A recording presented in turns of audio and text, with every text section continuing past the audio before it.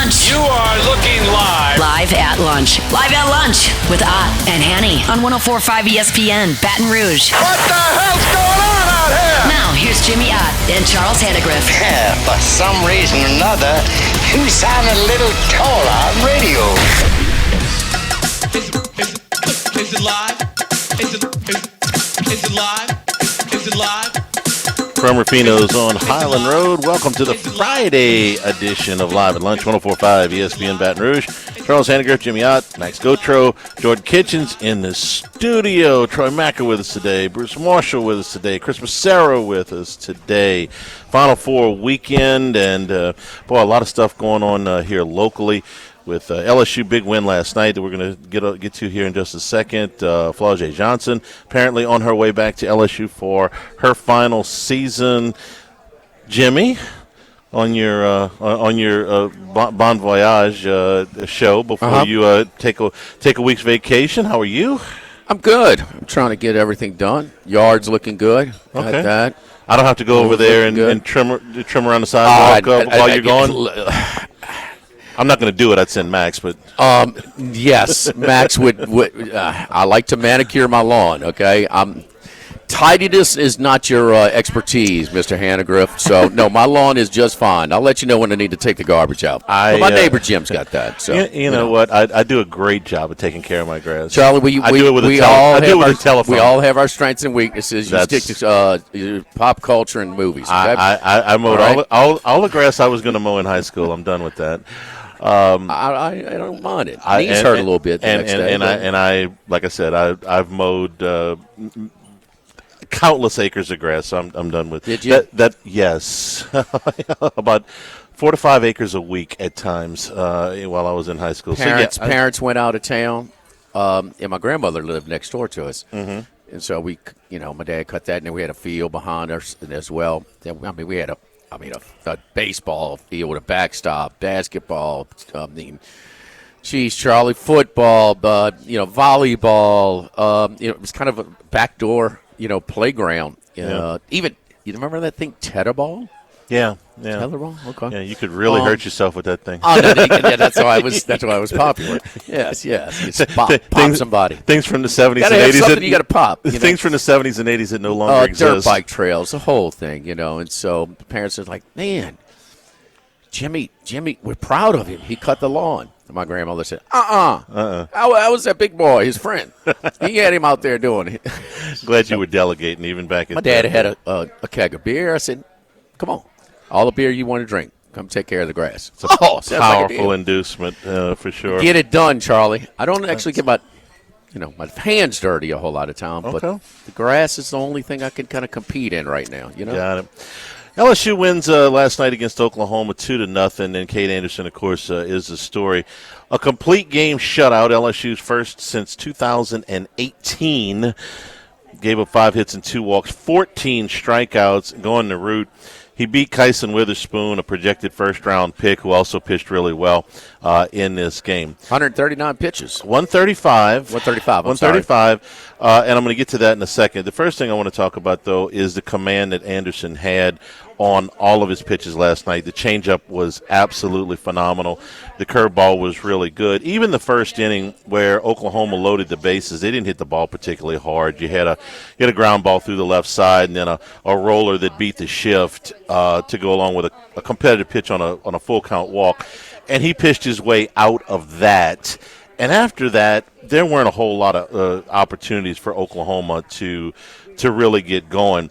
So you have your best pitcher coming off of what was his worst performance of the season, bounce back in a big way. And this is where you take the next step. Skip used to call this graduating. When he beat Texas 2 weeks ago. Okay, that's a top 10 team on the road, and Anderson beat him. He gave up 2 runs. He beat him. Beat another top 10 team on the road last night. This guy's a first-round pick on the other side. He beat him. I always said 2 things about teams. If you want to win a championship, number one, you better have an ace. I've yet to see a team win without what I call a bona fide ace. And the second thing is you're going to have to beat some aces along the way. You're not going to be able to just beat bad pitching. At some point, you're going to have to beat somebody that's good. And in 2 of the last 3 weeks, LSU's beat a top 10 team's ace on the road, and in this case, a first-round pick, or a likely first-round pick. And Witherspoon was as advertised. He's really, really good. So now we get I know that the pitch count police are out in full force today. This is well, I mean, no. Let me talk, and I'll let you retort. Oh, okay? because I'll go on vacation right now. I know. Yeah, go ahead, Charlie. Know. I mean, you act like it's you get to the seventh inning, and the guys, upwards of 90 plus pitches. Okay, so you send him out there, and Jay Johnson confirmed this after the game. If he gives up one more base runner, if he's ever got a pitch out of the stretch, he's coming out of the game. Well, what did Anderson do? He got stronger as the game went along. His velocity didn't really dip until the ninth, where it was down from 94 to maybe 92, 93. His breaking ball was still sharp. There are places where you can run pitch counts up that it's sort of irresponsible if you're trying to save bullpen because the game's out of hand, or if you're out of guys. If your next guy, besides the guy you got pitching, you just leave him in because you ain't got anybody else to put in. This was a case where Johnson had his bullpen locked and loaded. He's got two ace relievers. He's got a 2-run lead in the late innings on the road at a top 10 team. He wants to get this win. If he'd have thought that there was any chance that Anderson was compromised in any way, he would have taken him out of the game. Compromise last night is one thing. Compromise later in the season is a completely different story. I get that. And who else is throwing 135 pitches? 135 pitches is a lot, okay? And he's got an extra day before next week. Who else in the SEC is throwing 135 this year? Probably nobody. Okay. Probably nobody. And if 2 weeks from now, 3 weeks from now, a month from now, Anderson is shows some fatigue, then we'll ask the question. Mm-hmm. But in last night's game, I understand what Johnson was doing. He's like, I'm going to send you back out there. You give up one base runner, you're coming out of the game. He never gave up that base runner. The velocity didn't dip. He was adrenalized. I mean, he got some key punch outs to end some innings. I understand why the question is being asked, and it's a reasonable question to ask. But I also understand why he kept him in the game last night, and I didn't think that was not a pitcher that was laboring. That was not a pitcher that had lost his command. That was not a pitcher that had lost his velocity. I thought he was fine. A month from now, if that comes up, we'll see.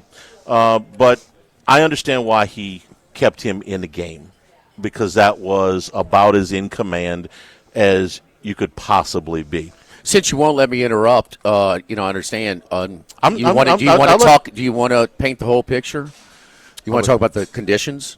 The conditions were obviously pitcher friendly. It was a gusting. So how does that affect your thoughts on all this? Didn't think they hit a lot of balls hard. The hardest hit ball they hit was a foul ball in the eighth inning that the guy teed off on, and he got it out of the park foul. In fact, I lost track of the ball on TV. You couldn't really see it. So, I was waiting for the announcers because I literally didn't know. It looked like it was going to be fair. That was the hardest hit ball all night. The rest of the balls, there were some balls squared up in the first 3 innings that died.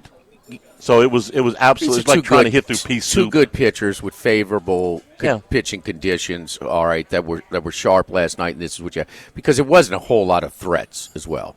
There were not. Okay, no. So I'm talking about the big picture about Anderson. Mm-hmm. You're talking about winning championships. Yeah, we're talking about past a regular season game. Mm-hmm. Okay, I mean, could you have trusted your bullpen a little bit more with these conditions? Yes, how does this? You cannot be at that stadium, see the conditions, which we all discussed off the air before they even throw the first pitch, and we talked about it on the air a little bit too. Okay. So how does that fit into the long-term effects? Because Johnson wanted to win the game. Yes. And leaving Anderson in, gave him the best chance of winning that game. That's the first thing, okay? Okay? The pitch count, his velo, all this, he wanted to win the game, and he knew that gave him the best chance of winning the game. All right? So he wanted to win the game, put his team in the best position without risking the outcome of the game. But, how many pitchers throw 135? It does not happen. No, this is not normal. Mike Romano, John Lieber. I am not. Regional between Tulane and South Alabama. It's not that era. I'm not for 1 second going to pretend like this is something that happens. Ben McDonald starting one game, closing the next in College Station. That doesn't happen anymore. It doesn't happen anymore. And I know you get upset about the pitch count police, but You do this, they're coming. It's a legitimate. So I mean, if you don't care about them, don't worry about them. No. But you mentioned them. I do care about him. If he was in there struggling, if his velocity was dropping, if his command was erratic, if he looked like he was laboring. So if he shows no compromise in his form and velo that night, does that guarantee he's going to not compromise him later on? It does not. It does not. And that's the tricky part. It also doesn't, I seen guys go out there and all of a sudden, their arm, something pops, something does whatever. Of course. But he's not one of these crafty lefties, no. Just kind of easy throw. I mean, he throws with some velo. He does. So, and he was pretty good. Now, as far as winning the game, they got a 2-run lead. So you're 2 bad pitches away from potential tie game. But he could put the bullpen in, they could blow it in those conditions. They could. So you asked if he trusts the bullpen. Does he trust the 2 guys he had available last night, Evans and Cowan? Yes. Cowan was up in the bullpen. If there's one base runner, Cowan's coming in the game. He's been lights out all year. He's won some high leverage games. So is Evans in Southeastern Conference play. If he wanted now, once you get past those 2 guys, it's a lot dicier. But those 2 guys were available. Well, not only that, Anderson gave them the best chance to win last night, but this also saving those guys gives them the best chance to win tonight and tomorrow. Absolutely. Okay, so Absolutely. I mean, he is prioritizing this weekend, not just last night, but this weekend, because we talked about they got 2 dependable guys out of the bullpen. After that, it's been a little bit of a crapshoot, which is common for college baseball. Yeah. And we were sitting there talking with a friend of mine watching the game while they could have added an insurance run in the 7th or the 8th, and you're like, boy, 3-0 feels a lot different than 2-0, and then you take him out. But I would trust Zach Cowan or Kason Evans right now with a 1-run lead against anybody in the league. They've been that good. I'm not saying that they would definitely get out of it, but I would trust them. And this would be a lot different if they weren't available. But he knows he's got to move it forward. Yes, he does. No, it's a huge advantage. I thought that the pitching matchups favored LSU in games 2 and 3 before the series started. Now, I think it favors them by a lot. Cade Anderson, complete game, great, no doubt. It sets you up for it gets you the win, but sets you up for the rest of the series as well. But a little bit kind of. I hope it doesn't. And I can't tell you that it's not. I want to be very clear. I understand why. I'm making a case for why he left him in. I don't know. You follow the college baseball more than me, but is that the most pitches thrown by a pitcher this year? That I know of. Yes. Yeah. It's the most pitches thrown by an LSU player in research, man. It's since 2017. You're looking at Rice Rio Grande and looking at the pitch count, huh? What's 30 times 14? No, I'm sorry, 30 times. There's 16 teams in the league. 30 times 16, 480? Yes. I didn't have time to go look at 480 games this morning to see if anybody had thrown more than that, but I don't think so. Rice and Rio Grande, no? Probably not. You don't think that's why they ran the guy off mid-season because he threw his guy 300 pitches? He gave up 20 runs the other night. I know that. For sure. To Texas Valley, Rio Grande. How the Rice Owls have dipped, huh? Yeah, it's a rough go over there. Good win. Remind you of that NOLA? A little bit. Gray? A little bit. I mean, obviously the stakes weren't as high. That was a super regional. Conditions weren't the same. condition. No, it was like trying to hit the ball through a blanket of pea soup last night. The ball wasn't carrying at all. There were some balls that were well struck in the first couple innings that did just got went some out there weather and going died. through that area, huh? Yeah. We got it's going to be like that the rest of the week. Today, all in from left. Okay. And especially tomorrow, it will definitely be blowing in quite strong. So it's going to play that way. And look, that's how Omaha plays. So Cade Anderson, who's given up 8 home runs this season, but opposing batting average now 211. Like maybe that's your ace in Omaha in a pitcher-friendly ballpark. So who's the guy, the weather guy in the Today Show? What's he doing? Al Roker. Al Roker. Yeah. I mean, it's not exactly the Today Show, but live at lunch. I mean, you are getting your weather, fix. I mean, let's take a look at the weather in your neck of the woods. We should be a weather guy. We should get it sponsored. Can we get it sponsored? Hey, anybody want to sponsor our weather Max, segment? Go ahead, bro. Go on Max, ahead. Max a weather you sponsor. find you a sponsor, Max. Let's Max's go. weather Break report. your maiden. Our appetizer features over here at Ruffino's is the lobster ravioli, fried lobster ravioli side of vodka tomato cream sauce, and the blue crab gnocchi jumbo lump crab with the pancetta beurre blanc, blistered tomato, spinach, and chili oil. Sold. How about this Ruffino's Bolognese? And it's on the feature today. And we got Chef Patrick is adding some new menu items, and that is going to be one of them: the Bolognese, ground lamb and pancetta Bolognese or rigatoni with the mint gremolata. The suggested wine pairing is a Felino Malbec out of Argentina. The veal chop, a 14-ounce veal chop with jumbo lump crab meat, imperial sauce, side of capellini with vodka tomato cream sauce. Suggested wine pairing is the Archery Summit Pinot Noir out of Willamette Valley, and then a spaghetti alla carbonara, Gulf shrimp, the guanciale, the egg yolk, pecorino. I'm running out of speed here. And the Romano. Suggested wine pairing of Peugeot Chardonnay out of Napa Valley. But it's our Lenten entree feature today. It's the shrimp and pasta, basically, Charlie. Shrimp and pasta, I understand. Dessert feature, tiramisu. Bam! I understand that. Except Patrick, man, we are impressed. He's constantly working on tinkering with the specials and doing things, and also generous portions. Really doing a great job over here at Ruffino's. Live at Ruffino's, live at lunch, 104.5 ESPN Baton Rouge.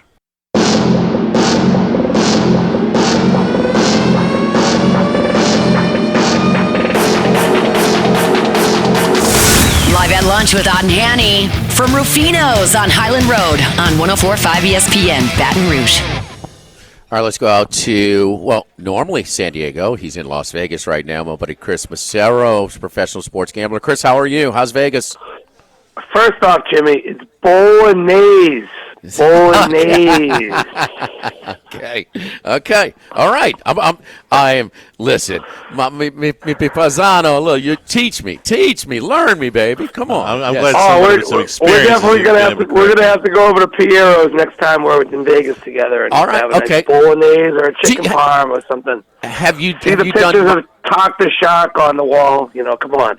Have you done Michael's at the South Point? No, but my friend Jimmy Frazier is a huge advocate of that place. Says it's one of the greatest restaurants of all time. If you can get in there, Michael Gahn, a tremendous operator in Las Vegas. Yeah, it used to be in the Barbary Coast, right? I'm not sure. That Barbary Coast back in the day, all I remember it for was the after-hours club called Dre's. Dre's. So if you were old enough and you're in our era, that's where you would go after the club closed.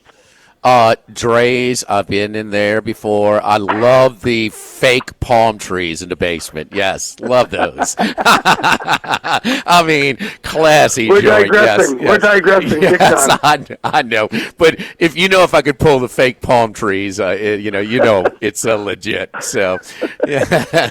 Hey, before we get to this, you hear this usually every year in baseball, and his team that just.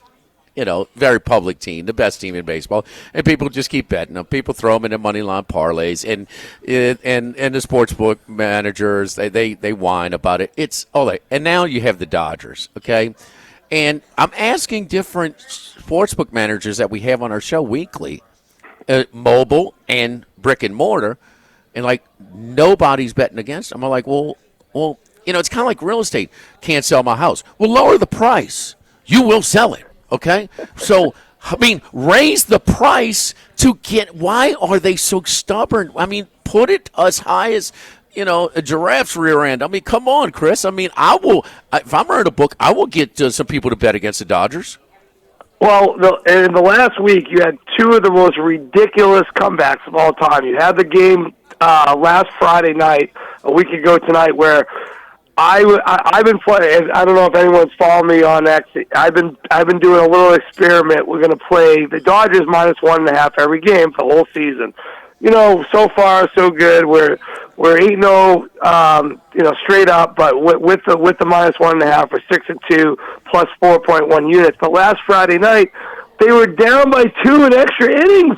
And they still covered the 2 at home, which was absolutely incredible. Right. And the guy that was supposedly on deathbed, Mookie Betts hits 2 home runs. Now, the other night, they're down 5-0 to the Braves, and somehow they come back and win. I tell you right now, this team has no quit in them, and if you watch the camaraderie in the dugout when the guys hit the home runs, they're doing the dance or whatever, throwing the sunflower seeds at them. I can't believe how I mean, obviously they're not going to go 162-0, but I mean, this team, with the amount of firepower they have the deepest rotation. I saw Freeman went on the DL or the IL, whatever you call it now. But I mean, they just come back every single game. We were talking on VSiN yesterday. Do you just automatically take them live when they go down like they did the other night? What I mean, 100%. You're a big in-game. Yeah, you're a big in-game guy. Yeah. Don't you just throw it out there? You could have got plus 400 the other night. Well, that's at 5-0. I think 5-2 or 5-3 is like plus $2 range. But absolutely, you do it. You know what I did it last year it was a little bit different. It wasn't so much their lineup, but their bullpen. I would wait till the 6th inning with the Guardians, and I mean they would. I mean, how many one-run games did they do? And then we'll have to see whose bullpen is the better because the starters just don't go as deep. I mean, only in the SEC do we throw 135 pitches, Charlie. So, I mean, you know. What's wrong? 5 innings. 5 innings is not a quality Did I mess up some data or something? You did not. Okay. He's not pushing the pitch count, Jimmy.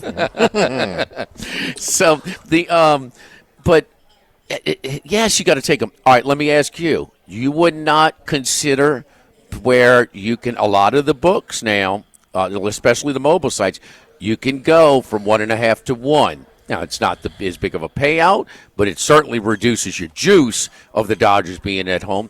At home, where you can win those one-run games more commonly, is that a consideration?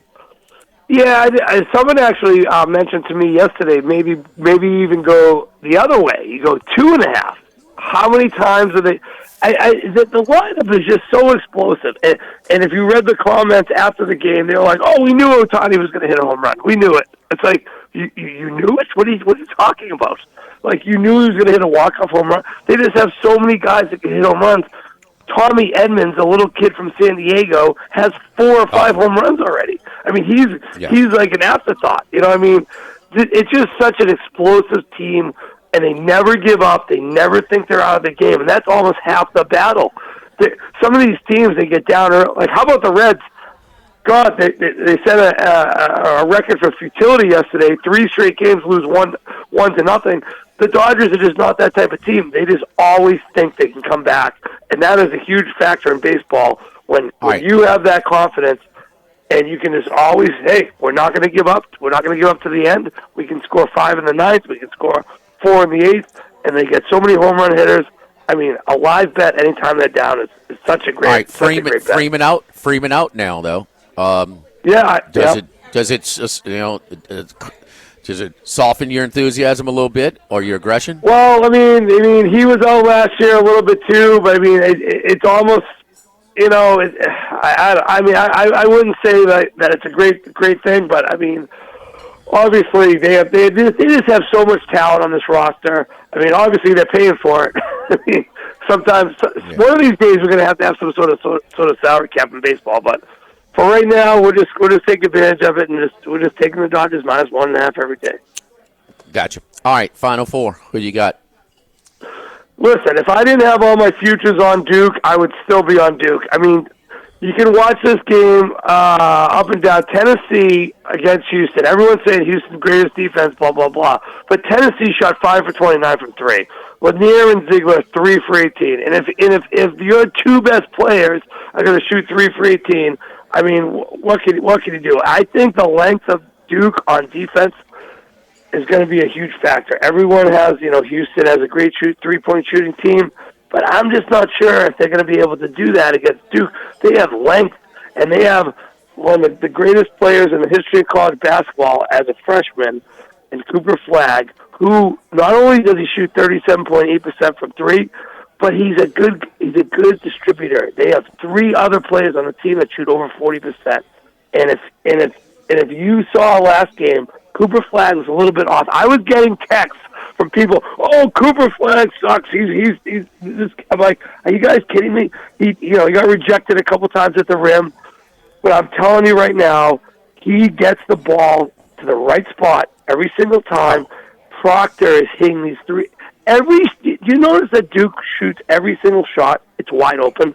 It's either a layup, an alley-oop, or a wide open three. These efficiency ratings are actually precise because this team is wide open all the time, and I can't get past them. I mean, I really can. I mean, how many points is Houston going to score? Let me ask you.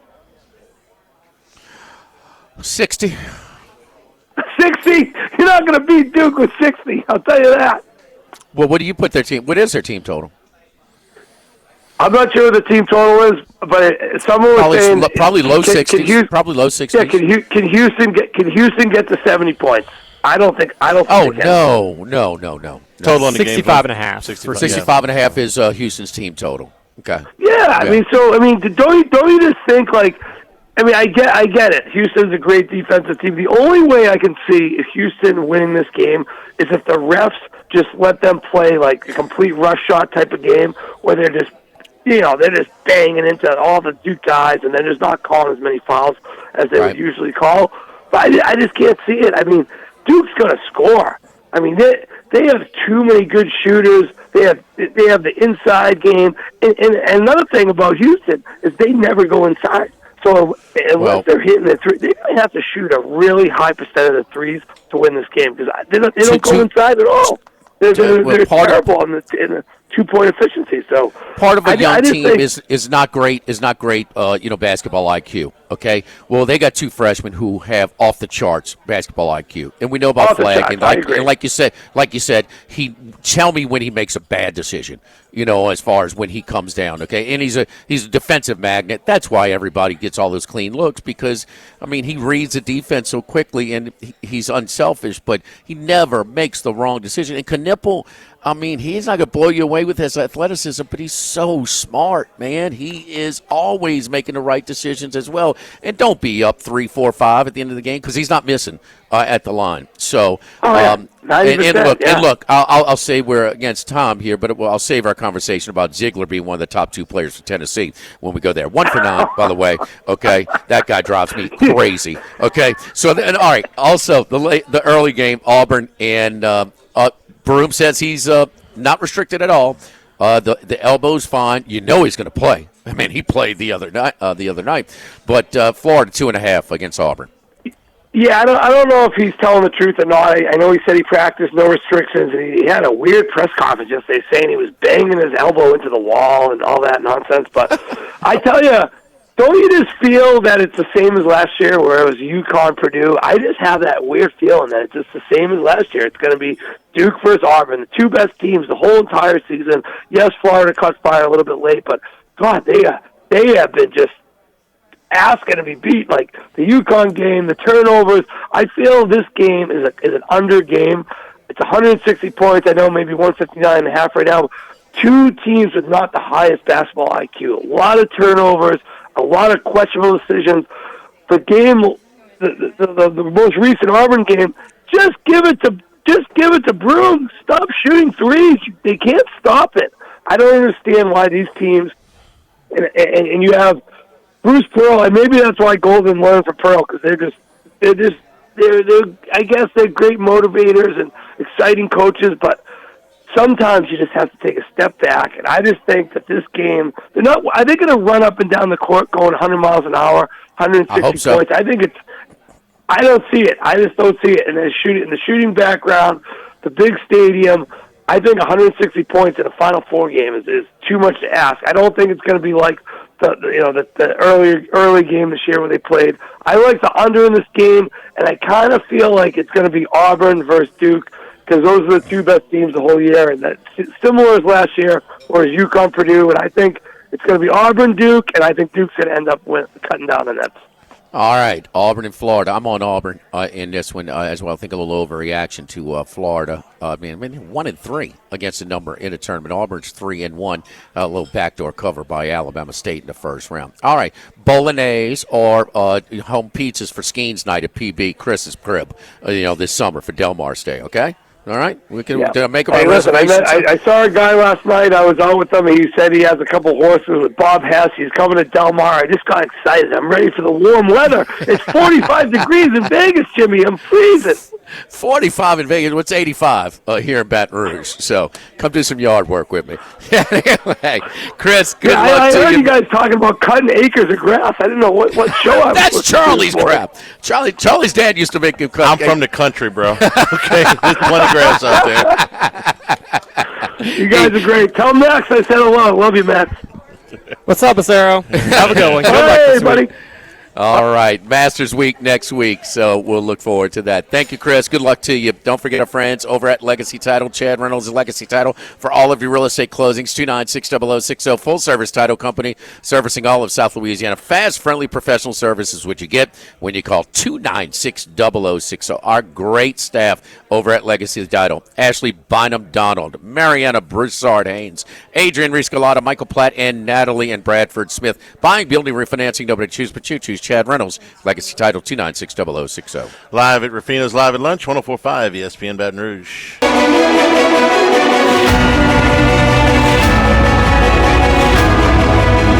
Jimmy, Charlie, and Troy. Three best buddies sitting around talking sports bets. Let's welcome in Troy Macker from Bet Rivers. Troy, what's going on? Nothing much. Just getting ready for a big weekend of sports. Hey, Final Four. What else you looking forward to this weekend, Troy? Well, also the one thing I'm looking forward to, I believe it's tonight, is the women's Final Four. Maybe not as highly anticipated as last year or the year prior, but the potential to have UConn play South Carolina in the national championship game is awesome. South Carolina, the dominant program of the last 5 to 10 years, and obviously UConn is the most dominant program in women's basketball history. They have, one of the two most recognizable players in college basketball in Paige Beckers. Should be great games tonight. And we've seen a huge uptick in betting on women's college basketball this year and last year. If we put the men's Final Four and women's Final Four games together and looked at all the money, UConn money line right now would be the 5th most wagered on play. Now, granted, it's the day before, so people are racing to bet on this as opposed to maybe waiting tomorrow to bet on the men's Final Four. But, we've seen a huge uptick, and this is healthy for the sport and good for everyone involved. Charlie, you've been on this early. South Carolina's mortality was the word I'm looking for. They're human. They're a different beatable. team. They don't have that one dominant player like they've had in the past with like an Aaliyah Boston. They're a deeper team. When they played LSU, their top 2 scorers were coming off the bench, so they go deeper than a lot of teams. But they don't have that one dominant player like some of the ones. Well, they've had to in your the past. credit, we're seeing it on the floor right now because they were in a dogfight in the Sweet 16 against Maryland, and then was it Duke in the regional final? Yes, they won by 4. No, they were. I mean, these are 50-50 games. I mean, the whole fourth quarter. So this is not what we've seen in the past for them. I mean, nobody was pushing them. No, and so it's not even the USC with a healthy Juju or all the other, the heavyweights, the ones we expected to be here who are here right now, but teams they're good, but. These lines had to be like 15, 16 points. And these 2 games that these teams played in the regular season were very different. The one game that they played at Texas was able to win. The game that they played at South Carolina blew them out. And then in the game again in the Southeastern Conference tournament, South Carolina blew them out. So I understand why South Carolina is a 5.5-point favorite here, despite some of their struggles in the tournament. Relatively speaking, struggles because the 2 times they played Texas outside of Austin, they handled them pretty easy. I like the Dogs in both of these games. Troy, who do you like? I like UConn to win and cover there. And I like South Carolina, but I've actually watched Texas, watching the first round matchup because I have a friend who went to William & Mary who was on William & Mary plus 49.5. So we were watching the ends of that game. But Texas has their center is really big, much bigger than pretty much every other player on the floor.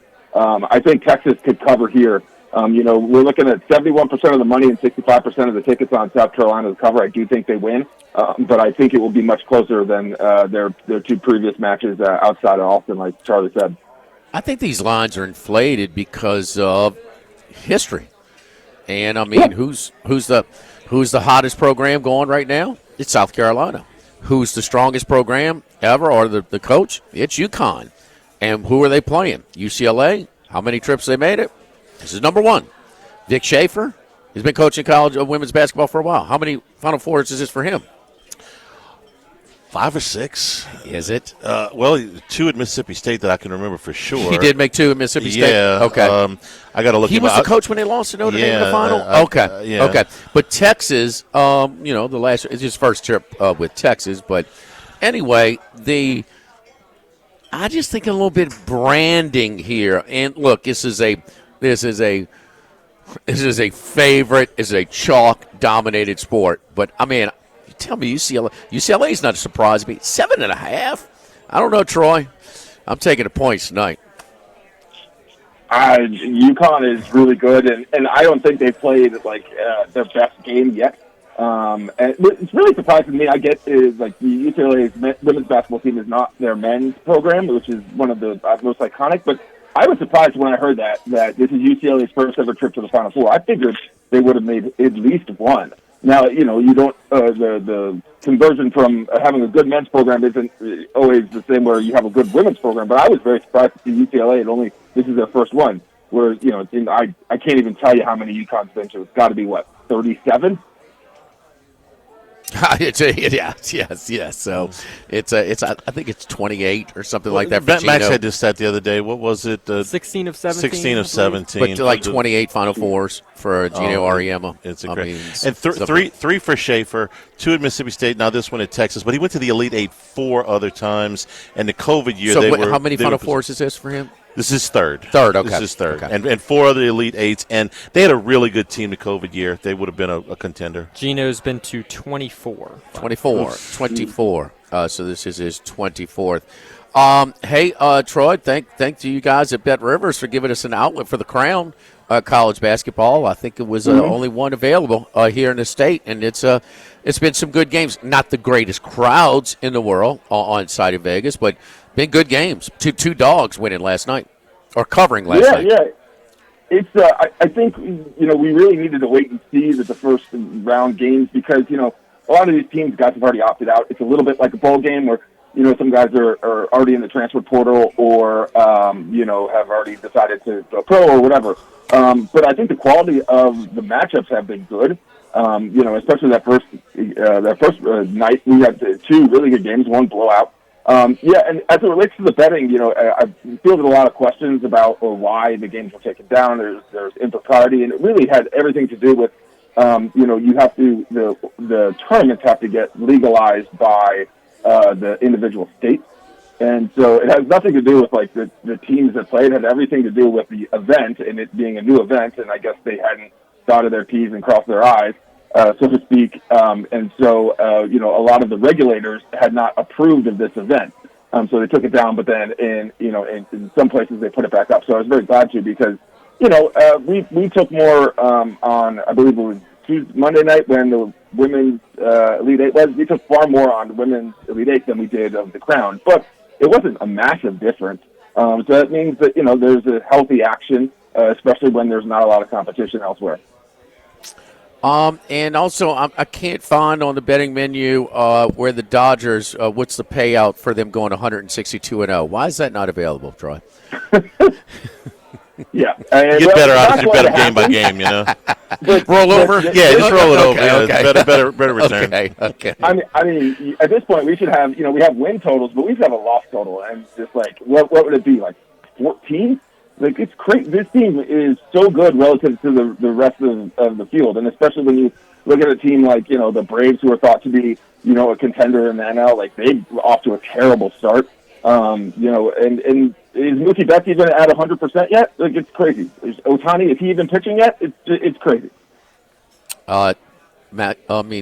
Charlie, would it dampen your enthusiasm, your approach on them with Freeman out now?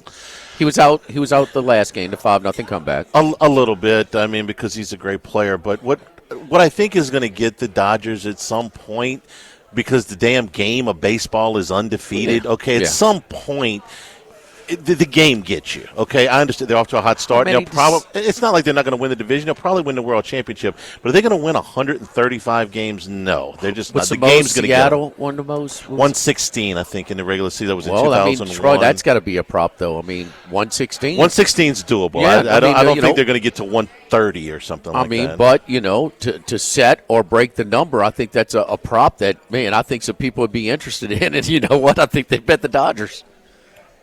I think we offered that as like a weekly special during the off season for like a week or so. I'd have to go back and look, but I know we did when we started rolling out some of our early MLB futures, and I think it's definitely doable. I think there's a big drop off in the quality in the NL, pitching there are some elite pitchers, but I just think across the board, like the pitching quality is not all that great, especially as it's changed. Starters only going 5 innings.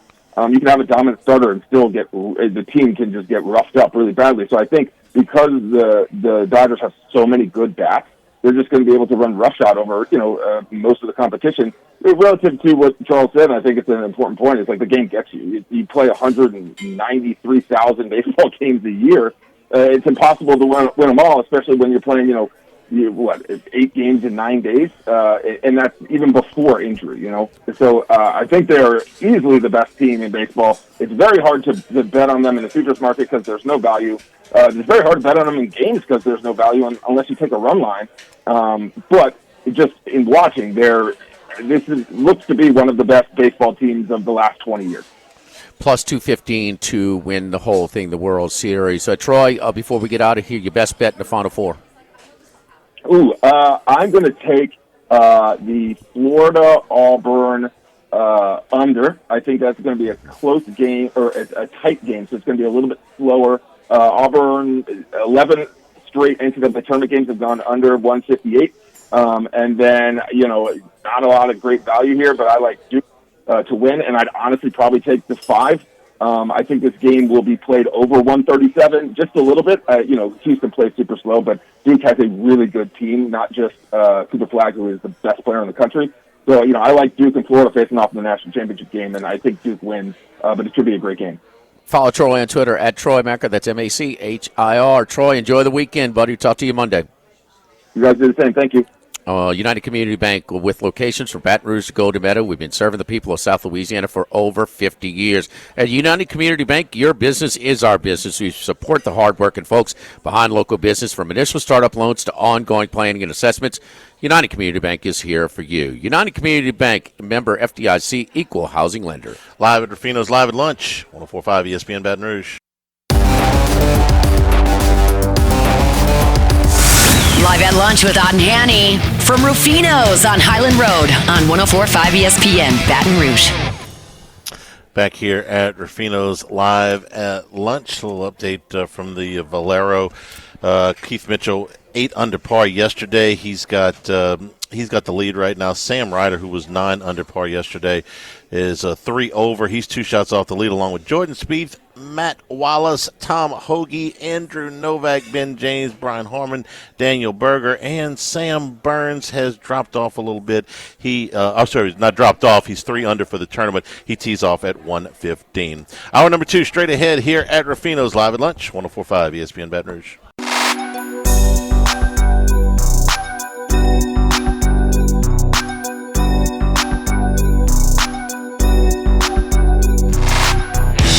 He's out there somewhere in the world. Maybe even your local sports book. Can anybody help us? Let's bring in Bruce Marshall. That's a good question. Where's Bruce? It's a weekly. Where is Bruce? He's probably got upgraded to first class with his knee brace, heading to Italy or somewhere, huh? I would think, yeah. Switzerland, huh? Pre-boarding, those of you yes, want to get up in the front of the plane. All first class military and people with knee braces, please board the plane right now. Bruce, how you doing? Man, I am not going anywhere with this brace on. I'll tell you that. I'm just staying around the neighborhood for a couple weeks. There you go. Move it though, Bruce. Don't stay stationary. Yeah, You gotta I'm moving. get that. I'm moving. I just getting in a car is kind of tough. You got to. My wife. I want to buy her a chauffeur hat because I'm in the back and I got it all because I got to keep my legs straight and she's driving. Yes. So that's okay. That's okay though. I don't mind. Yeah, been there, done that, Brucey. I hope to stay out of those knee surgeries moving forward. Yeah. But your thoughts on the tournament? Where we are now, how it's been, 4 number 1 seeds. Has it been that big of a gap? Everything to, Chris Beard turns out in the era of I need more money, I need more NIL, he turns down Texas A&M. He certainly could have negotiated a much bigger player budget than what he has at Ole Miss, even though Ole Miss has given him a unprecedented support. To say nothing of the fact that this guy was fired at Texas for charges that the woman recanted and that eventually he was cleared of. So if he's got any type of ill will towards Texas, where better to be a thorn in their side than Texas A&M, and he still turned this thing down. I would have taken Human said yesterday a better job. Well, historically better job, but every coach at every school, we need more. Don't worry about upgrading our facilities. We need more NIL player budget. They call it NIL, but the player budget. A&M, if they were coming after him, they were prepared what they need to give him in that resort. Your thoughts, Brucey, on a bunch of things happening right now in college hoops? Well, if A&M wants to call me, I'm listening. If they want to pay me, I'll take the job. Can we, for a second, boys, rewind to last night? I just hope everybody was able to watch that NIT final. Yeah. Which was one of the best games I'd seen all year. You guys might be old enough this reminded me so much of when Virginia Tech won this tournament NIT in '73. And that's when they had Alan Bristow and that little guard named Bobby Stevens hit a bomb at the buzzer in overtime to beat Notre Dame. And they were Don DeVoe was a young coach then, and they were an underdog all the way through that tournament. Nobody was expecting them to win, and that's when the NIT was a little bit more loaded than it is now. And they won out of nowhere, and that's what Chattanooga reminded me of. They won every game in this tournament as an underdog, and just a never say die spirit. That was just, and what a game last night. I mean, you got guys named Bash, a guy named Honor. You got a big guy's nickname is the Big Schnitzel. What more could you want? Play at Butler. I mean, that was just about as good as it gets.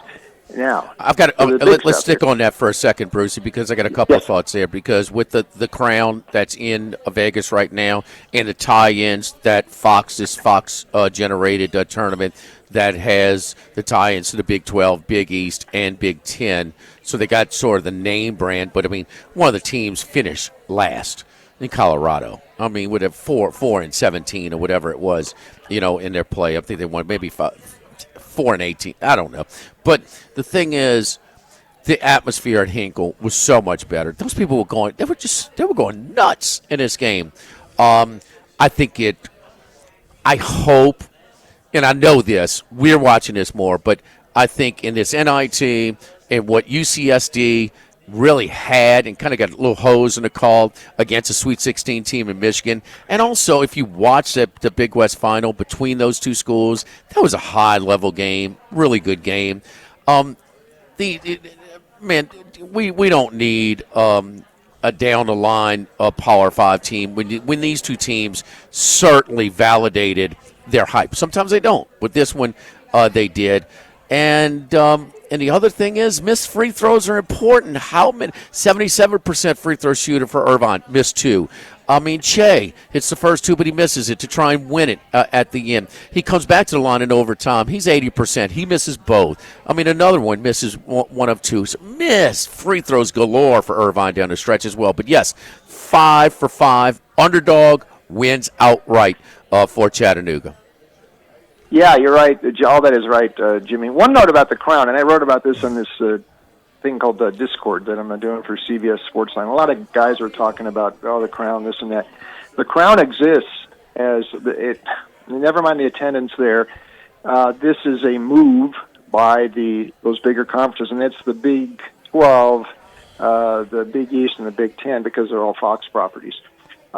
This is their little salvo toward the NC2A, and for the next negotiations for the Big Dance contract, which I don't think comes till 2032.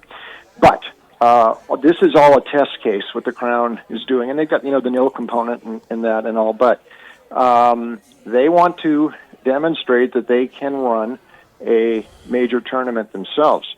And when they get into the negotiation for the next big dance, whatever it is, that threat, and it's sort of like what the SEC and Big Ten did in the college football playoff, that we can go it alone.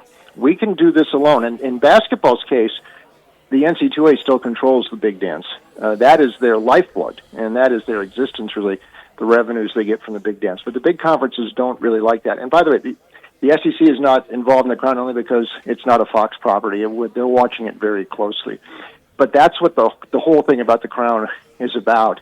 And we'll see. It's the first step, and it's going to be a negotiating cudgel for the big leagues when they're there with the NC2A in the next round of the big dance negotiations for the media rights, which is a big deal. But I'm telling you, that's why the Crown exists. So we'll just see how that goes there. And it's not because of the crowd counts, because nobody's going to those games in Vegas.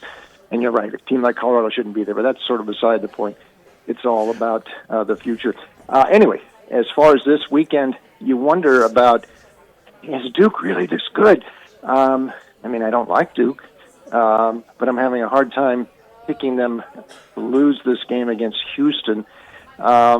Houston, we saw what they could do to a team like Tennessee that sort of froze, and trying to play through that Houston pressure in the backcourt is very tough because they put so much pressure on the perimeter. But Duke, I think, can play over the top of that pressure out there in the perimeter because they've got a lot of size. They've got a guy like Flagg. And these other, by the way, Nupel is regarded as a lottery pick too. Maluach, mid-first round pick. And even the two transfers, Proctor and, the transfer from Tulane, Sion Brown, second-round picks. I mean, you're looking at this whole starting lineup is probably going to get drafted. So it's not just Flagg, but they just seem to be playing at a different level right now. I'd like to see Houston do it, but they seem destined always to fall short in the Final Four. They've been there 6 times. They've had Elvin Hayes. They've had Hakeem Olajuwon. They've had Clyde Drexler in the past. They've never won the whole thing. I'd like to see Kelvin Sampson win it. I don't think it's going to happen. The other one, Florida, I know they say, Janae Broom, that bad wing, he said yesterday he's okay. I want to see him play, though. He couldn't even move that right arm when he came back in last Sunday. He shoots lefty, but still, it's hard to play with one arm not working that well. We'll see how that goes. But I became sold on Florida, Jimmy. We might have talked about this back in February when they went in to Auburn and won very impressively when Auburn was flying at its absolute highest this year. They had won 14 straight. They were 1 in the polls. They get Florida at home, and I thought Florida really grew up that night. They went in there, handled Auburn pretty good, and the way they have had to look into the abyss, especially against Texas Tech in this tournament, and found a way back. Clayton looked like Steph Curry. Down the stretch there, and this team's got a little bit of moxie there about it, and frankly, I thought Auburn was there for the taking in both of those games last weekend. I'm still not sure they're back to where they were into midseason when they were flying so high. I think Florida gets them tomorrow. That might be an over, and then we're going to have Florida and Duke on Monday night, and then we'll see. We're monitoring Auburn's practice right now, and Broom he's got a sleeve on that right arm. But he's handling the ball with both hands. He's doing it. If you didn't see the sleeve, now this is not game. This is practice, and kind of, doing it. But you really couldn't tell as far as what we see here. Now we'll see. He's an extremely physical player, and we'll see. We know what he's playing. Well, you shoot him up a little bit to try numb, but he's going to play. How much he'll be off? Not sure. But I think it may be minimal in what I'm looking at right now. Brucey, you think? I'm with you on the Michigan Auburn game. I mean, Michigan had an 8-9 point lead. 12, 13 minutes to go in the game, and they went on that run, and then that crowd got behind them. They're not going to have that same type of crowd, and there's no crowd at the Alamo Dome with the big stadiums. But you think Michigan State had them? Because I thought Auburn was clearly in control for that game. Well, yes and no. I mean, and by the way, Florida length and depth too, I think matches up really well with Auburn. So that's why I like Florida's matchup here. Michigan State, that entire game, they were missing shots, and maybe they were hurrying them or whatever, but they should have hit a lot of those shots, and they normally would, that they were missing. It was just right there for them, and they couldn't. And even at the end, I mean, Auburn was just sort of hanging on there. And I know Auburn had that spurt early, and they got out, 15, and then, they just sort of didn't stall, but I mean, it was kind of labored from that point forward, and Michigan State just never quite got it there. I just thought they're getting shots that they want. They're just not falling. And that's why we kind of said, man, I don't know about when we talk about who's capable of winning it all, who's not, and whether was it 4 teams or was it 8 or 9 teams? And Michigan State was a popular debate, and one of them was their perimeter shooting. Was really poor for most of the season. Yeah. And yes, they had wide open threes that they were just clanging because they were getting on some of these possessions. They were getting multiple offensive rebounds, so it was like 3 or 4 wide open threes on some possessions. Yeah. They were missing a lot at the rim too. I mean, stuff maybe they were hurried a bit, but they normally would. But nonetheless, I mean, Auburn was still ahead of that in that game, but. You're right, though. The Michigan game, though, I'm still trying to figure out how Michigan let that thing get away because they looked in control well into the second half there, and they had that nice lead, and then it all just went pear-shaped on them at one point. I think my bottom line here about Auburn is I still don't think I don't think they're quite where they were at midseason. And they slowed down some at the end of the regular season, and I still, in the dance, that Alabama State game, and it didn't mean much, but sluggish. Took them in the Creighton game. That was not an easy one. And both those games were very tough last week. Florida has been flying here now. I just think they've got the length and the depth, and the fact they've really looked in the abyss and pulled themselves out here. I really like that about a team in March, April here now. So I think Florida gets them. We'll see. I just can't get their regular season game, and maybe to my detriment because it's been a long time ago. They just so dominated that game. And Broome was playing. Broome played. He had a normal game. They never even made a run at Florida in the second half. It got like to 10 or 8. It got to 9. Yeah, 9? Okay, I mean, it was 15 with 5 minutes to go. They just completely put them in a box that game, and it was at Auburn. I know how hard that place is to win. Yeah, because we kept waiting for Auburn to make that run. Yeah, they're going to put some pressure on them at least. But that game, Charlie, we didn't have the same level. If that game would happen now, it wouldn't totally blindside us like it did, at that point. No, that was the point. Like, okay, we got to start paying closer attention to Florida, and they. But then and then they had some of their what are you doing? Not losing a whole game at South Carolina. To the final score was the only time they led. What are you doing falling behind 26, giving up 67% free shooting to Georgia 25 minutes into the game? So they had some of those. And listen, they got off the hook against Texas Tech. And I wonder about Golden. Where's your concern with Golden, young coach? Because now, look, he's not McCaslin, but, from Texas Tech, not many people are, but – man, I thought that Houck and Clayton really bailed out Golden against Texas Tech. I agree, but and I do have some questions about Golden here too. But this team, the poise of this team, though, I mean, the UConn game was difficult, and they down the stretch they just showed a little bit more poise, and and with Clayton leading the way, they paper a lot of things. Those guys. So, it's tough, but I lean away. By the way, my one thing, let me just bounce this off you guys too. I've been a lot of discussions I've had with people this week about who does Cooper Flagg remind you of the most, and I've heard a lot of guys talking to Scottie Pippen here and others. I'll give you my comparison. NBA will be Draymond Green, who's going to be a Hall of Famer. And we think of Green now, and not much of a scorer. He's a lot more of a scorer when he's at Michigan State. But Flagg's all-around game is so good. That's what I think is going to make him a star. He's not Larry Bird, though. He doesn't shoot and score quite that much. But he could be a perennial all-star. And by me, that's the one I think he's most like. But I'm getting a lot of different answers from people this week.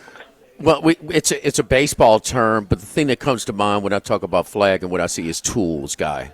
And he does have, some Magic Johnson to him where he can play all positions, and he has some Larry Bird to him because he's a better shooter than Magic Johnson. He's not quite the shooter as, say, a Larry Bird, but, guy that can pass, IQ, score himself. He can score more if he wanted, if he wasn't so versatile and smart in reading defenses. Yep.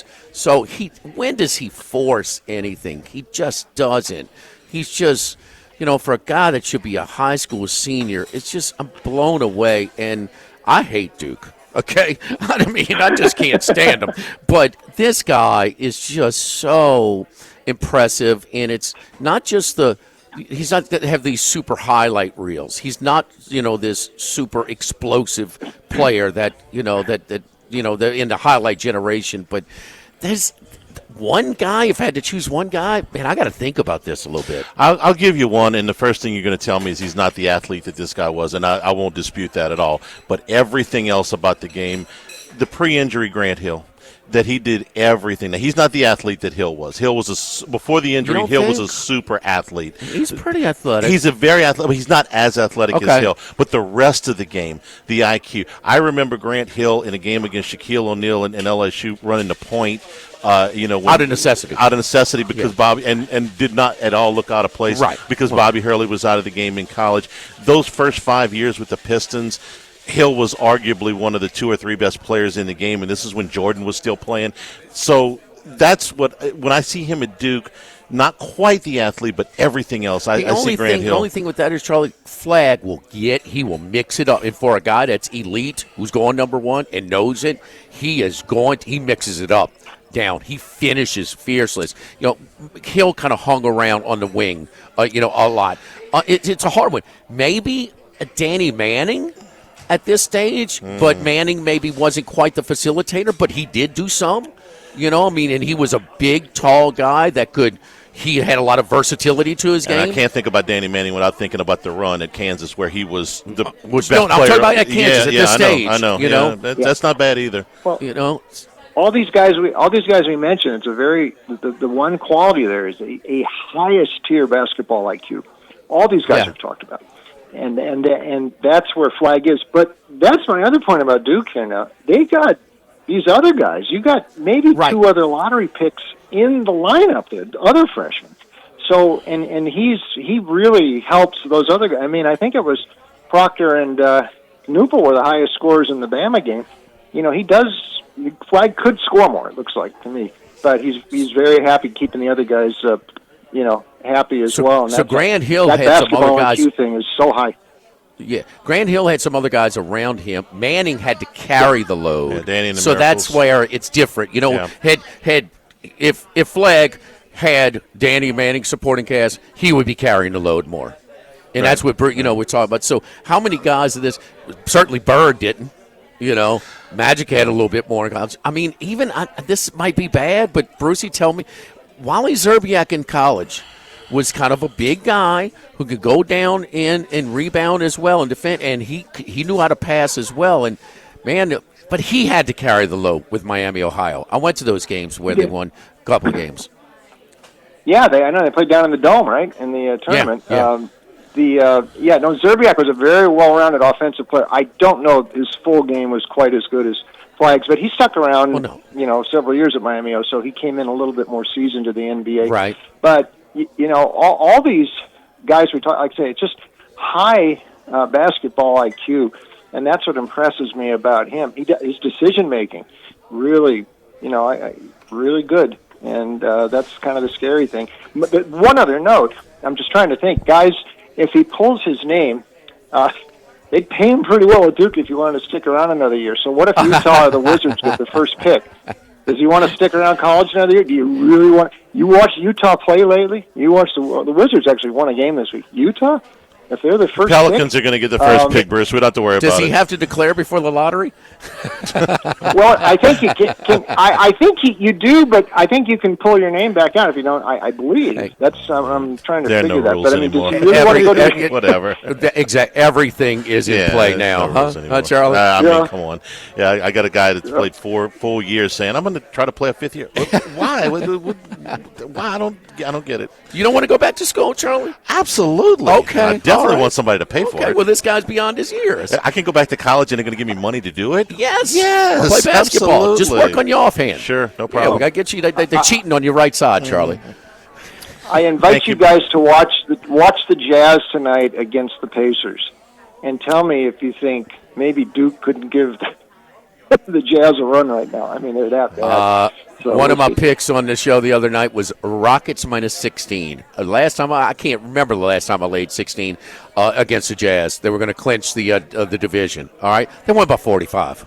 I mean, it's a Brucey, great stuff as always, man. And good luck this weekend. We'll talk to you next week.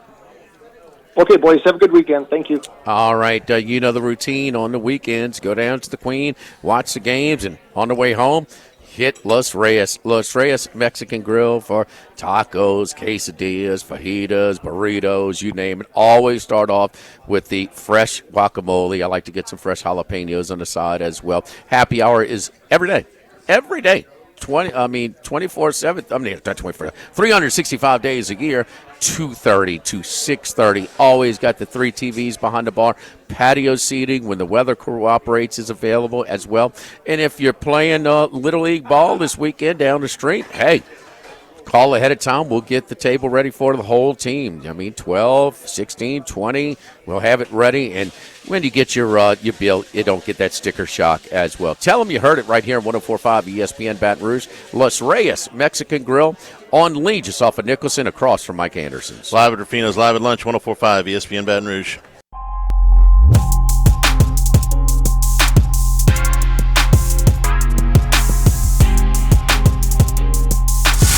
Live at lunch with Otten Hanny from Rufino's on Highland Road on 104.5 ESPN Baton Rouge. So LSU with the big win last night against Oklahoma, Game 2 today. Max, what's the weather look like up in Norman? Yeah, so today it should be dry. It's supposed to rain a little bit today, but 6:30 scheduled to start, by the way. 6:30. It should be dry. 13 to 17 miles per hour in from left field, which might help a strike thrower in Anthony Ianson. And then tomorrow we'll have even more wind in Norman. Dale, they call it the Dale. It'll be blowing quite a bit, 25 miles per hour in from left center. We could see some showers later in the game, so about 40% chance by 5 o'clock or 4 o'clock. But, yeah, we'll see. It should be a very pitcher-friendly park, not just yesterday, not just today, but also tomorrow in Game 3. So Oklahoma will counter Ianson with Cade Crossland, who has the unfortunate ERA of 6.66, but that is inflated by one really bad outing in Southeastern Conference play against Mississippi State 2 weeks ago. He gave up 8 runs in 3 innings. The other 2 starts, he's pitched fairly well. He gave up no earned runs in 4 2/3 against South Carolina, and he threw 6 innings of 2-run baseball against Alabama in Tuscaloosa, and that's a pretty good Alabama team, so that's not bad. So you look at his numbers, and they're not great, but they're also a little – he has pitched well at times. He also had one really bad outing in the non-conference against Dallas Baptist, who we know can hit. So you see the 6.66 ERA, which, like I said, is an unfortunate number. But it's not maybe quite as bad as that. They haven't announced a starter for Saturday yet, the game 3, but Malachi Witherspoon, who is Kyson Witherspoon's twin brother, but does not have nearly the stats that his brother does, has started their last 2 game 3s in Southeastern Conference play.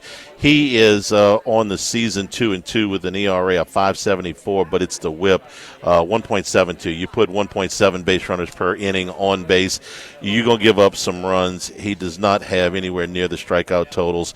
He's about a strikeout an inning, where his brother was 68 and 45. So you may see Malachi Witherspoon tomorrow, but he is not as good as Kyson is. Some odds for tonight's game, courtesy of the Queen, the DraftKings Sportsbook. LSU, a 2.5-run favorite, minus 270 on the money line, and a total of 11.5. Now you see that, and I think they should be a significant favorite tonight. Whereas last night's game, I thought should have been more of a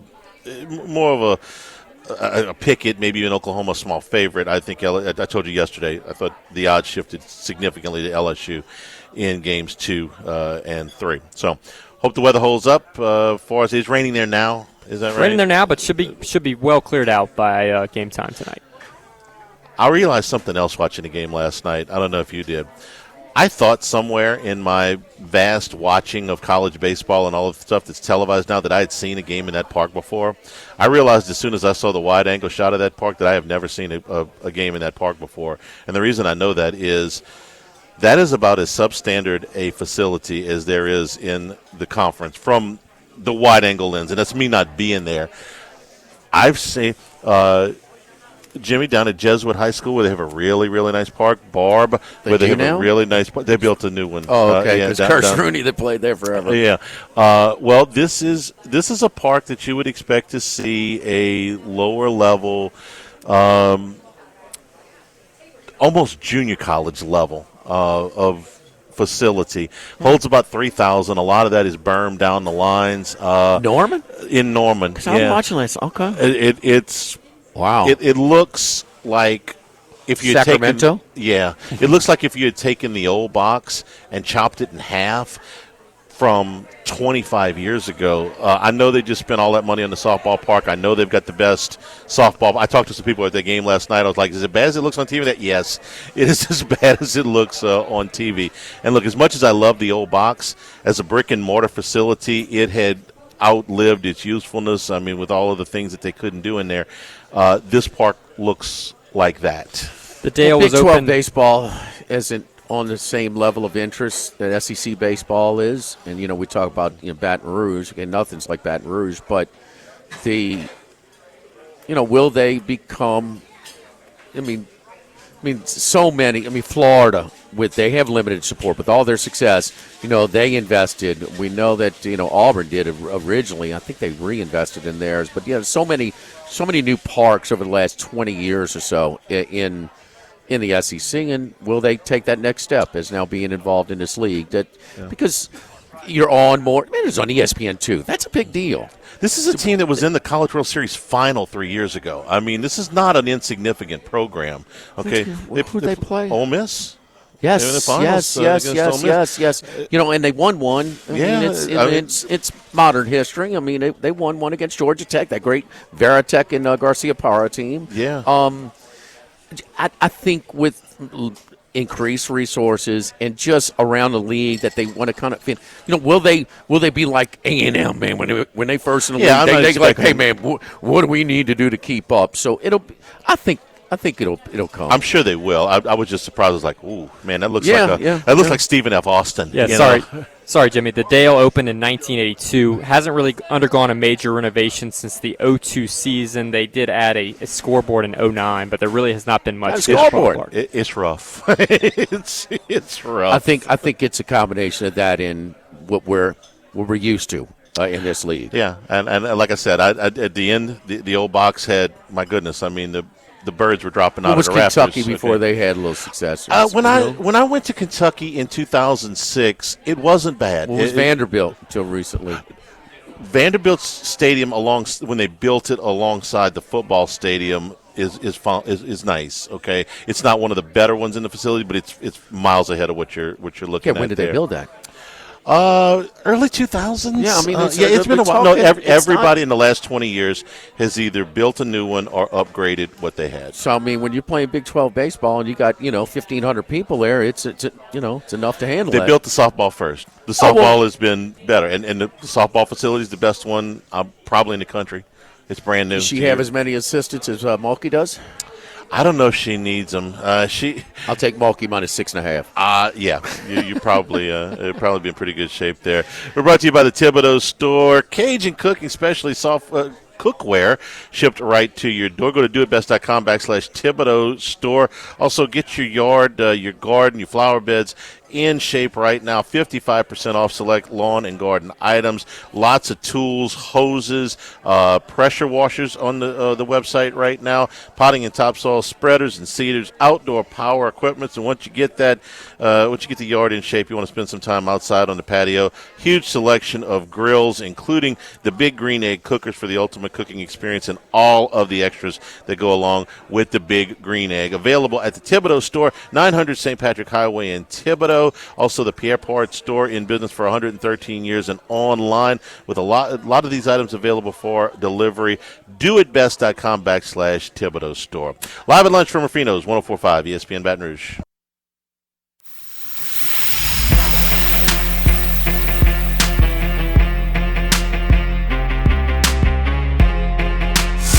Live at lunch with Odd and Hanny from Rufino's on Highland Road on 104.5 ESPN Baton Rouge. So, Charlie, you've heard that been out to some of the tennis matches. LSU men and women doing a great job. And the women with their 3 international recruits this year really kicking butt. And former women's tennis coach ran into former women's tennis coach Tony Minnis when I was out there, longtime buddy of mine. And Tony, we bring him on right now. Tony, how you doing, buddy? I'm doing great, Jimmy. How you doing? What's up, Charlie? It's been a while. Tony, it's good to hear from you again. Yes, indeed. Tony, you brought this to my attention and certainly want to help out, spread the word. Now, tomorrow after the Today Show, your special will air. But growing up in the 80s in New Orleans and, playing junior tennis, playing in the Catholic League, certainly knew a guy by the name of Tim Siegel, Catholic League phenom, the local, all the junior tennis tournaments. We all knew who he was. Went on to play at Arkansas, played professionally, and then he was coaching at Texas Tech, where he decided to step aside, and then his son Luke had a serious injury with a golf cart, and now, he's got a thing called Team Luke, and he's making a difference helping kids out with brain injuries right now. Fill us in. Yeah, so Tim is just a great guy, and it's unfortunate his son ended up passing away a couple of years ago. He suffered a anoxic brain injury, and so at the time, Tim was encouraged to start a nonprofit and teamed with a lady named Rhonda Johnson out of Austin, Texas, and they've started this nonprofit which helps families whose kids have suffered brain injuries. And the thing that has been so remarkable about it, Drew Brees was one of the first celebrities to get involved and did a lot where they came to the games, and he came to Lubbock and supported the nonprofit. But not only Drew Brees, Patrick Mahomes, has come out and said that the reason he started his foundation was because of this story. Rafael Nadal, Roger Federer, Andre Agassi, all these celebrities. And so I've been doing some TV, and I hosted I did a TV show with Tim's team when he was coaching at Texas Tech, and since then I've done 2 or 3 shows about this nonprofit. And so this past October, I went to Austin, and they had a conference with 150 families from 27 states whose kids have all had brain injuries. And I interviewed them, and we put this wonderful show together. In the meantime, Dr. Phil heard about this the cause, and approached him about saying, what can we do? And so I did a sit-down interview with Dr. Phil, and he's really supportive of it. So it's just a wonderful cause, and I think that I had no idea how often brain injuries happen with children, and just getting out there and seeing how often this occurs and how little is known about it and how the resources are very scarce.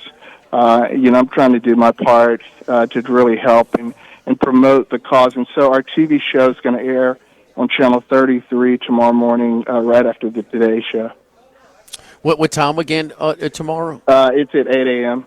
8 a.m. 8 a.m. Okay. tomorrow. Yeah. Oh, okay.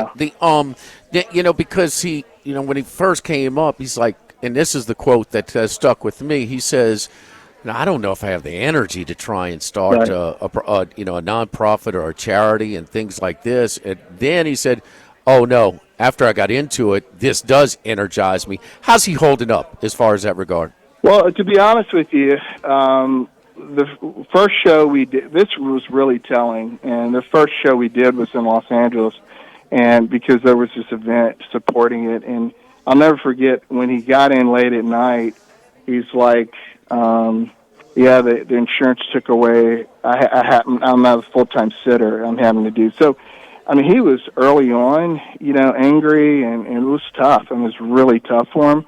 But he's really rebounded in the last 2 or 3 years, and he's done a lot better.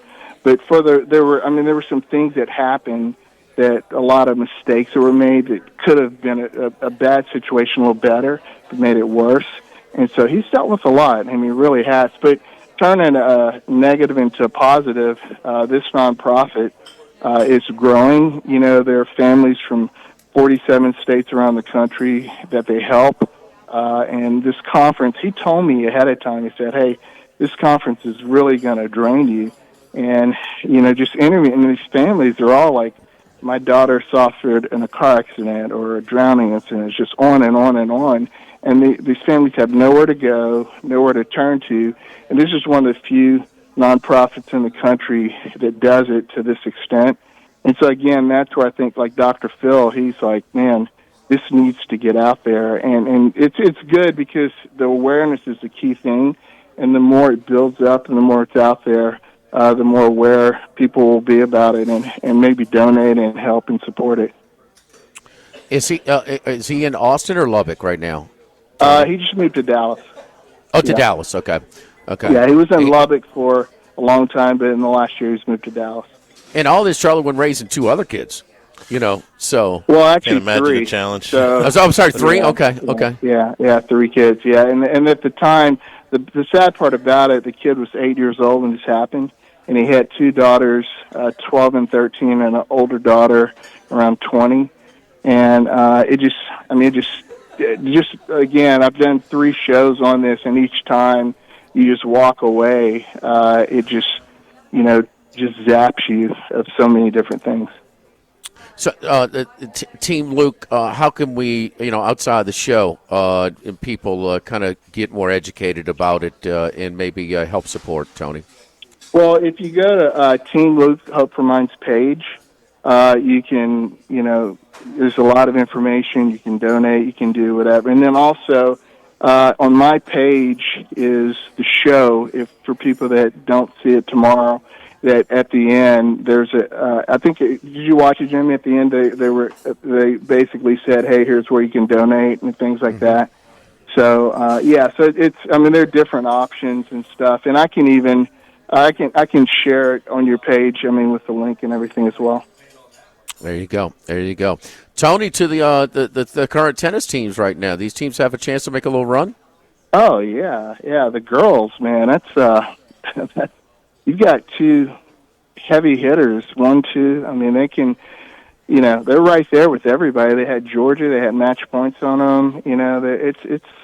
They definitely have. But it seems like this year, from just kind of watching it from a distance, there's a lot of evenness, which is good. It gives them an opportunity, but Taylor's done a heck of a job there, building it up and getting some good players. So, yeah, you get 2 players like that, they can beat any top 2 players in the country on a given day. And when you have that gives you a chance.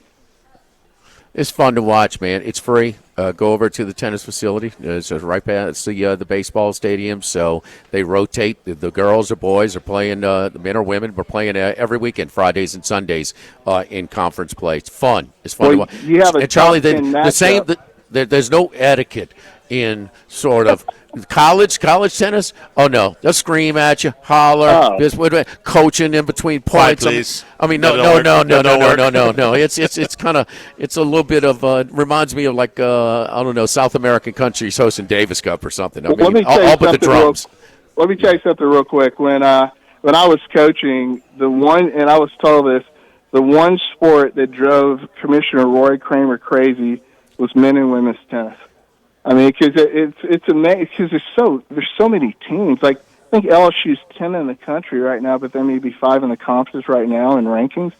So I mean, and I know it's like that but at the same time, it seems like forever. It's just, I mean, it's brutal when you're going in there. So you're trying to get any little edge you can get.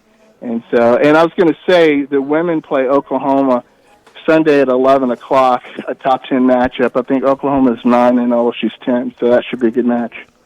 There you go. Tomorrow we'll tune in tomorrow, 8 a.m. following the Today Show, Hope Beyond the Diagnosis, hosted by Tony Minnis with Tim Siegel. Great cause. Tune in tomorrow. Tony, thank you, man. Have a good weekend. Hey, thanks so much, Jimmy. I appreciate it. All right. Don't forget our friends at Total Maintenance, Charlie. I got Total Maintenance came over to yesterday. My buddy, the technician, Steve Jarrow, was very helpful, very polite, cleaned up, went in and let's show the before and after picture. If you're cutting your grass around your units, okay, it's going to get dirty. You can't believe how dirty these things were. Got it straight. Now it's not going to break down, and it's going to run lower monthly bills, and it's only $79 instead of $179 right now. So got mine, 480-1000, 480-1000 before they really get busy. Now's the time to do it before we really lean on these units in the hot summer months. Back to wrap it up, live at Rufino's, live at lunch, 104.5 ESPN Baton Rouge.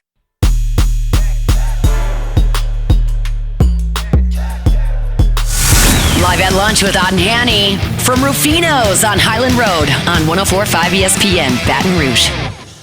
All right, final picks. I got Florida minus 2.5, and I may be the only one outside of friends and family that's got Houston plus 5.5. Max? I'm with you. Houston, absolutely. I think they win this game outright. I like Houston to win it all, and Auburn. Auburn and Houston. Jimmy, who you got? I got the 2 dogs, Houston and chalk field tournament, but I like what I saw today in the workout with Janai Broom. He's playing. I think he's going to be close to 100%. And I mean, everybody's talking about form, but one team's covered 3 out of 4. One team's not covered 3 out of 4. So I don't put too much emphasis. If anything, I like a little revenge spot for the Auburn Tigers in this win. I love how the emergence of Denver Jones and Tahad Pettiford down the stretch as well. Enjoy your trip. We will see you back in a week on Monday. Max and I will be at Walk-Ons in Bruley. Have a great weekend, everybody, from all of us here at Rufino's. Jordan back in the studio. I'm Charles Hanniger saying thank you and good afternoon. Stay tuned for Hunt